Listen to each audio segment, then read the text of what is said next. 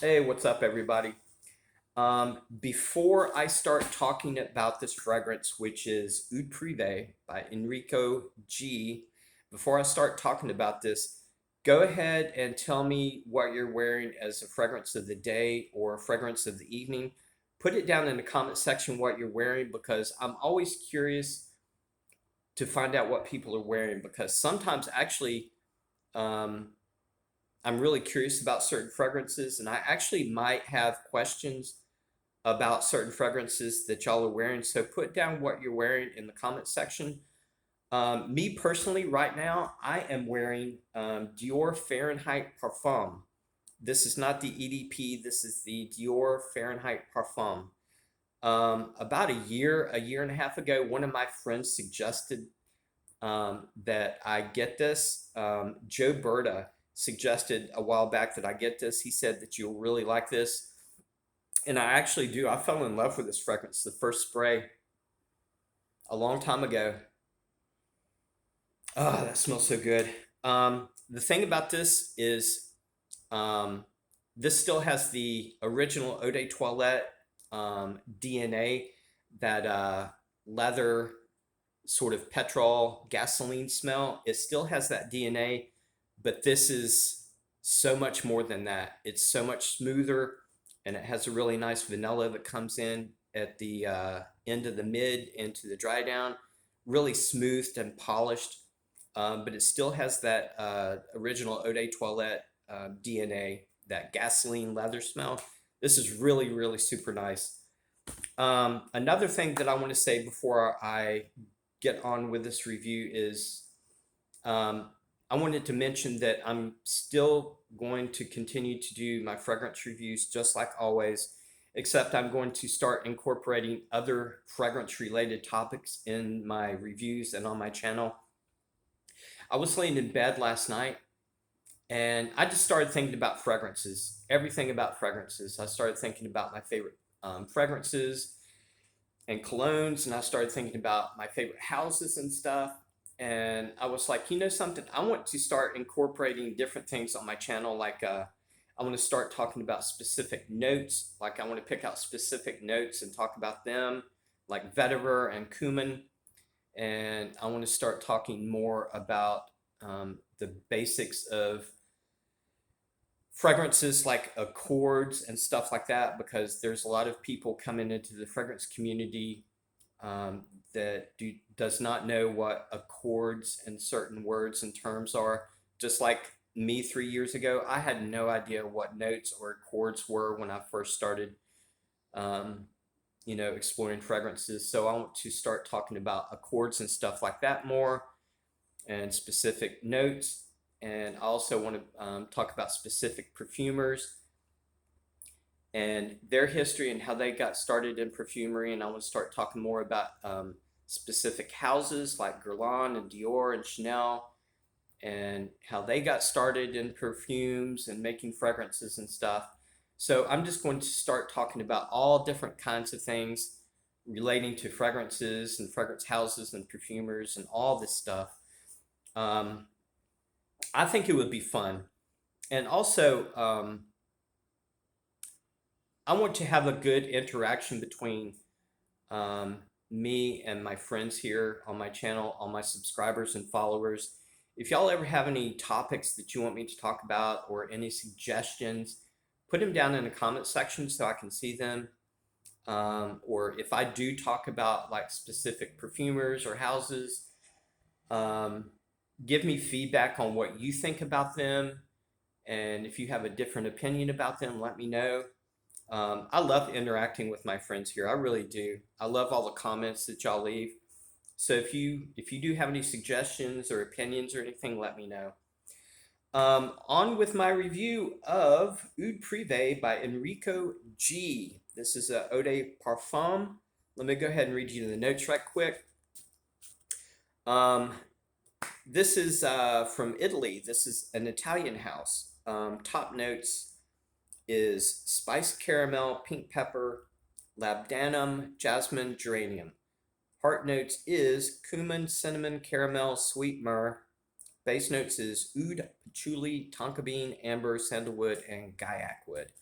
Now, the thing about this fragrance is the way it's blended, and I think there's a lot of synthetic notes in here, and the way it's blended, it's almost impossible to pick out specific notes. Like if I just blind smelled this and didn't know what it was, I wouldn't be able to tell you that it has caramel in here or spiced caramel. There's actually spiced caramel in the top notes, and there's caramel in the heart notes.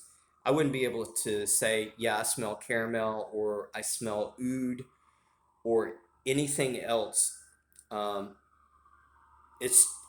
the notes in here are not defined enough. They're not clear enough to be able to smell specific notes. So I can just tell you in general what I smell. It's more like I can tell you what the accords are. So this is actually a pretty linear fragrance. It doesn't really develop much from the opening to the end of the dry down.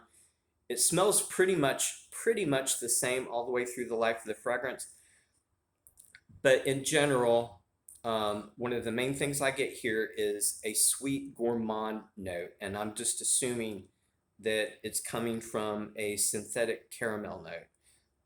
But it's a really sweet gourmand. It smells a little bit like a maltol.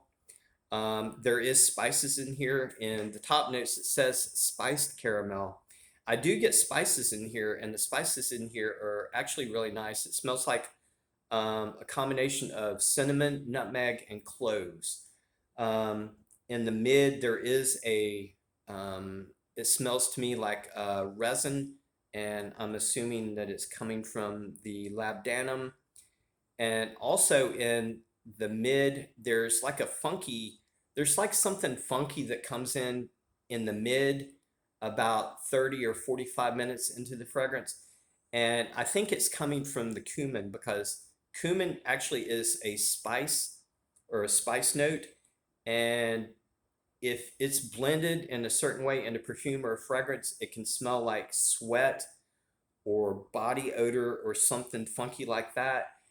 And there is a little bit of funkiness that comes in the mid, and I think it's coming from the cumin. And it actually smells gross, but it's actually quite nice in here. It's not like a really bad funk, um, but with the gourmand note and the spices, it actually is quite interesting. In the dry down, I do get some woods. I never can say that I smell oud. This is Oud Privé. I don't really smell any oud in here. I smell synthetic woods. So I'm assuming that the oud in here in the base notes is a synthetic, and instead of like animalic funky oud, I'm thinking that it's more of a woody oud note. But in general, this is pretty nice. It sounds like I don't like it because I'm saying that it's not blended well and there's a lot of synthetics in here. But it's actually quite nice. It's pretty decent fragrance. But overall, it's a spicy, it's a sweet gourmand and woods. I don't really get any of the floral, but I do get resins in here. Um, but it's actually a pretty decent fragrance. It's not like on the top of my list or anything. It's like really great. If I had to rate this fragrance um, from 1 to 10, 1 being really, really bad and 10 being like a masterpiece, I would rate this probably like maybe a 5 or 6. It's a decent fragrance. It's not that great, but I enjoy wearing it, and it is a little bit synthetic, but that's okay. Not every fragrance can smell 100% natural, but it's a decent fragrance, and I actually do recommend it. It is not backup bottle worthy. Once this is gone, I doubt that I'll ever buy another bottle. Not because it's bad, it's just not that it's real good or anything. But for the price, it's actually quite decent. I looked online last night, and it's Fragrance Net has this on clearance for $30 for 100 ml. So I personally think it's worth $30. I wouldn't pay a lot more than that, but I think $30 is a really decent price for this. Like I said, it's not great, but it's actually pretty decent. It smells good. And every time that I've wore it, I've really enjoyed it. So I actually do recommend it. I think it's okay. And I think a lot of people out there will enjoy it. Um, but anyway, that is it for my review of Oud Privé by Enricco Gi. And stay tuned for my other fragrance topics. I might talk about um, Natalie Lorson or something like that next, or I might talk about I might talk about vetiver, who knows. One thing I do want to do, maybe tomorrow, is somebody suggested that I do a comparison review of Carvin vetiver and Guerlain vetiver. A lot of people don't know this, but these two are linked in a way. Um, Guerlain vetiver probably wouldn't exist without Carvin vetiver. Carvin vetiver was actually the first vetiver fragrance, and that's where Guerlain vetiver come from. So I'll talk about that probably tomorrow. I'll do a little comparison review of those two. But anyway, I love you guys, and stay tuned for all my fragrance related topics, and I will talk to you guys later. Peace.